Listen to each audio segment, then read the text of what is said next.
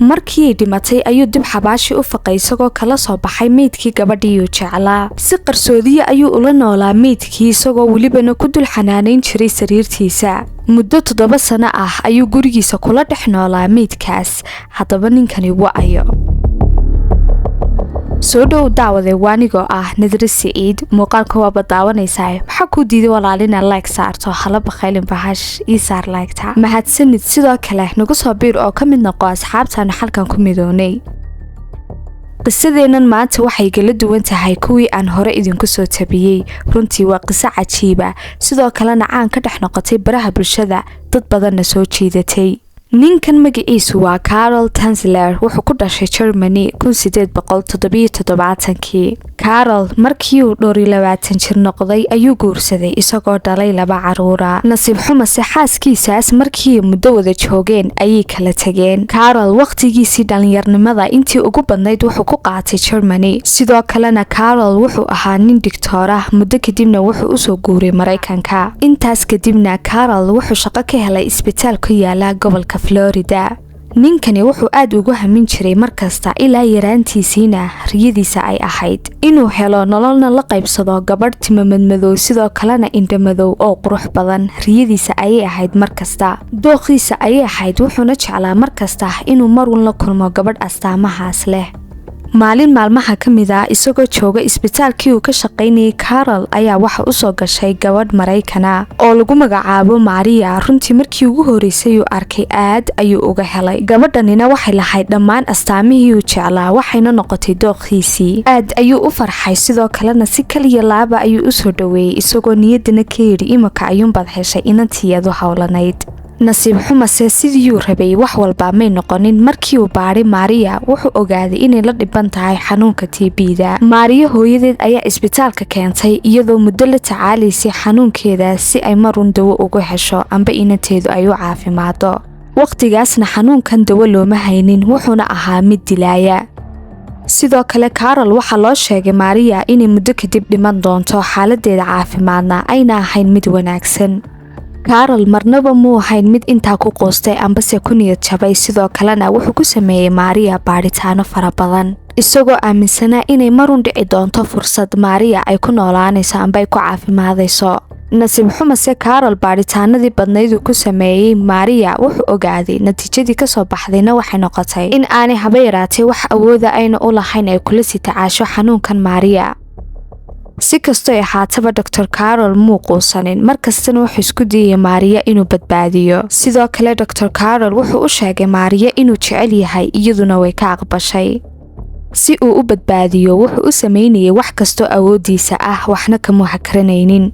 wuxuu waqtigu socdaba maalinba maalin ayay u dhiibaysay Dr. Carol. habeen kastana wuxuu u soo jeedi jiray Maria darteed. waqtigiisa inta ugu badana iyada ayuu gelin jiray si ay marun u caafimaado.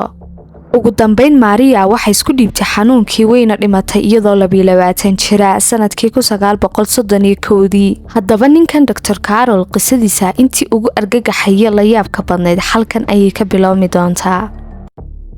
wuxuu noqday Carol mid aad u niyad jabsan, sidoo kalena wuxuu galay xaalad murugo badan. noloshiisii waxay isku bedeshay gebi ahaanba mid mugdiya maadaama ka dhimatay gabadhii uu jeclaaday. intaas kadibna Carol wuxuu ka codsaday qoyskii Maria inuu isagu bixiyo lacagta xabaasha lagu sameynayo. wuxuu u sheegay qoyskii Maria kharash kastoo loo baahan yahay oo gelaya aasitaanka Maria inuu isagu bixinayo. qoyskii Maria way ka aqbaleen wayna ku farxeen arrinkaas. ehelkii Maria iyagu waxay ahaayeen qaar aad ula cajabsan ficilada wanaagsan oo sameynayo Dr. Carol.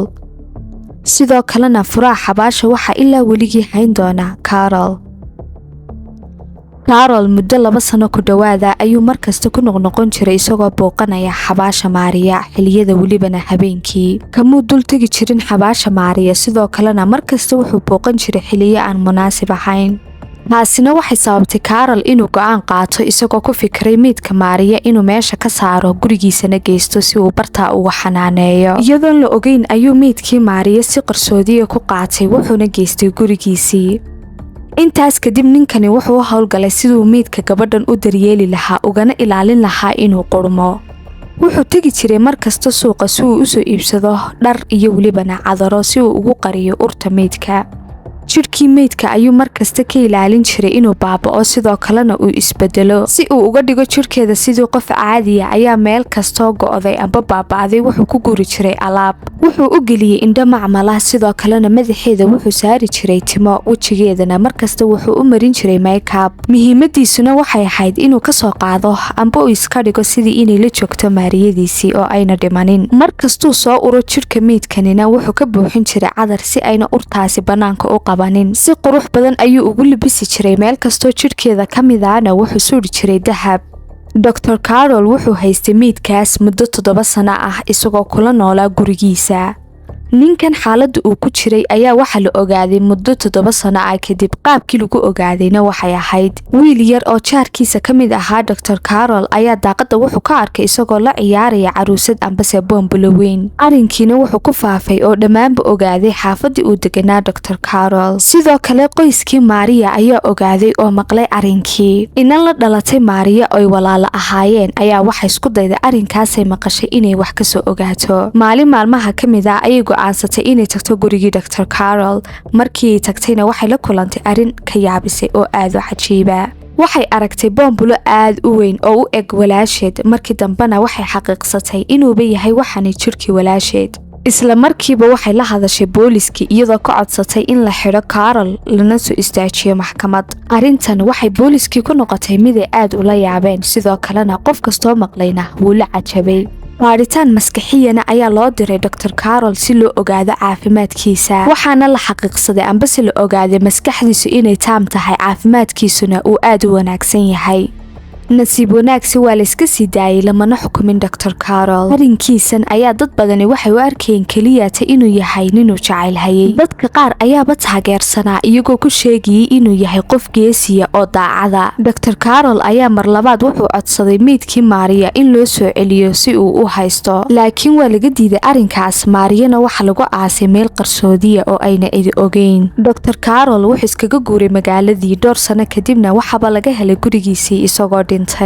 sidoo kalena gurigiisii waxaa laga helay boombalo amba caruusad u eg qaabkii maariyo oo kale daawade haddii aan su-aal ku weydiiyo ma samayn lahayd qaabkanuu sameeyey dr carol haddii aad waayi lahayd qofkii aad jeclay arrinkani sidee ayuu kula yahay adiga fikirkaaga nagula wadaag dhanka kommentiga daawade haddii aad nala soo gaadhay ilaa iyo dhammaadka muuqaalkan waad ku mahadsan tahay sidoo kale la wadaag oo u sheergara fiideogan asxaabtaada iyo faamligaagaba